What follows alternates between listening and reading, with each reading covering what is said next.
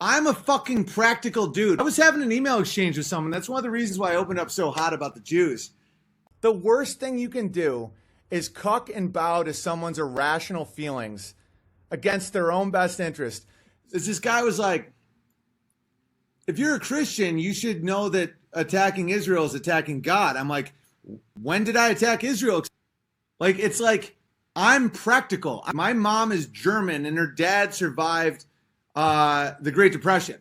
About the Jews. I'm not saying anything profound here, but I love that Israel exists. I love my Jewish friends that are in America. I'm saying that they're meddling in the media and in the banking industry and in all that shit is not a blast to live through right now.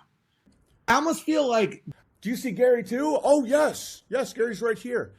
big fan, you know, I don't want him to feel bad. Jews are like the fucking your bipolar friend that you always have to like praise before you give them any criticism, where it's like, Like if you had a friend that's talking to an invisible friend all the time, no, you're really good at volleyball and you know, we've been friends for 20 years and you're like, you know, every Dungeons and Dragons character, but if you start saying, well, how do you do today, Gary? and then we'll talk about how good bagels are and how good of writing comedy you are and like, No, but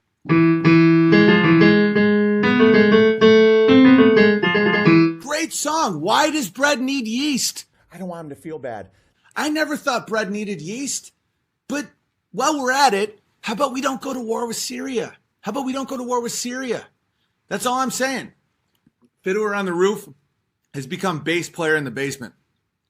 I think that's a good bit, by the way. Can someone comment in the comment section that Jack Miller just said no? And I love watching you stream, but you gotta change the way you talk to your audience. Want to follow that up, Jack? Because someone's about to get banned. I can talk to my audience any way I want. I do not need you here.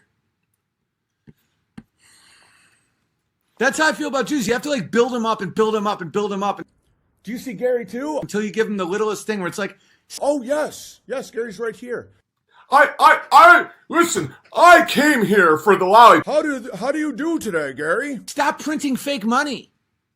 Anti-Semitism isn't a real word. It's nonsense. Doesn't mean anything. No one gives a fuck about you. And no, I don't have hatred towards Jewish people. Except for the $39 billion that we paid for their wall, and we can't have our own wall based on a lot of his lobbyists that apparently have loyalty to Israel. I'm like, If you criticize ISIS, you're technically being anti-Semitic. you know, like just for a second, just stop printing fake money. Actual anti-Semites. It solidifies their fantasy world. The Jews are the bipolar friend that you have to like build up before you give them like any criticism. I am not one of them. Because we don't want him to feel bad or crazy. I do not believe the Jew is responsible for the world's problems. Put down the globe, Gary. Saying Jew is one of the sacred cows that I'm going to go at a little bit here. Did I ever say I don't think Israel should exist? I don't want him to feel bad. Get the fuck out of here, you little fucking pussy. You don't just say no. You know, put the gun down. No. Not your band. We want everyone to feel good all the time. I don't need you here, buddy. Hide user from channel. No, you say, buddy, there's no buddy there. Put the gun down, Gary. That's insane. You don't just say no. You sure? That's how you create pure madness. Fiddler on the Roof? No one gives a fuck about you. You don't see him? No. That's insanely funny. Now we have to make it a mandate that everyone sees Gary. Where is that part in the Bible? Ha! But I was like, These days, people are like, oh no, Great piece of fiction. Gary, are you not real? but I was like, You sure?